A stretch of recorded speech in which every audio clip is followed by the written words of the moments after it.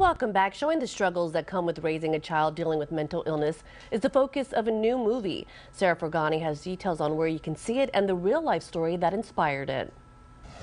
A new movie is premiering in San Antonio that follows one family's struggles with a child's mental illness. It is called Not Letting Go. With me in the studio now is Rebecca Helterbrand, the Senior Vice President of Clarity Child Guidance Center, and also joining me through Skype is Randi Silverman, one of the screenwriters of that film and the CEO of the Youth Mental Health Project. Good morning to both of you. Good morning. Good morning. Thanks for having us. Thanks for being here. Okay, Rebecca, I'm going to start out with you. Just talk a little bit about this movie. What is the story behind it? Well, Randi Silverman has bravely shared her family's experience, and she's the co-screenwriter of the movie No Letting Go. And the reason why 1 in 5 Minds, which is the advocacy campaign to end the stigma of mental illness for children, was so endeared to this movie is Randi took the direction of an actual movie. It's not a documentary.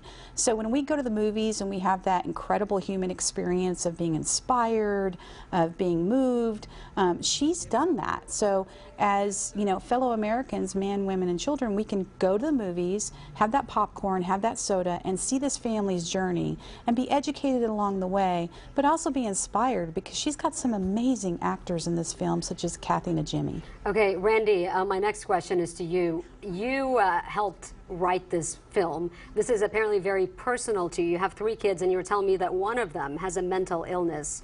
What is the main message behind your movie? The main message behind the movie is that mental illness is an illness like any other illness. And just as though if my son were to have a physical illness, if he were stricken with cancer or any other physical illness, we would have been surrounded by support. We would have known where to go to for help. We would have been able to access doctors and medical care. We would have gotten casseroles and flowers. But when my son was ill with a mental illness that started out with anxiety, depression, and then ultimately he was diagnosed with bipolar disorder, it was impossible to find resources because nobody talked about it. And it's such a stigmatized issue still in our society. So my goal in the movie is to share my story, to let people know that we should not be ashamed. Should be no fear or blame or shame, but that we should treat this like any other illness that needs care. Yeah, like you were just saying, I know for the last few years, though, there's been this huge push to bring more awareness to mental illness, which in the past, like you were saying, a lot of people were sort of embarrassed to talk about it. But this can have a huge impact on a family's life. From your experience, what can this do to a family? Well, I think the most important thing for families who are currently struggling is that they realize they're not alone. And it's not just them. And I've had thousands of emails and messages and phone calls from parents all over the country saying, this is my story. How did you know? How did you know this happened in my family? And the truth is, I based this story on our real experiences in my family.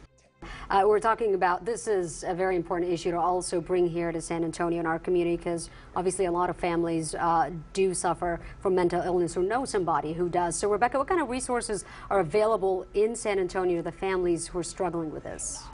Well, as Randi has shared, 1 in 5 kids will have a mental, emotional, or behavioral disorder. That's 20%.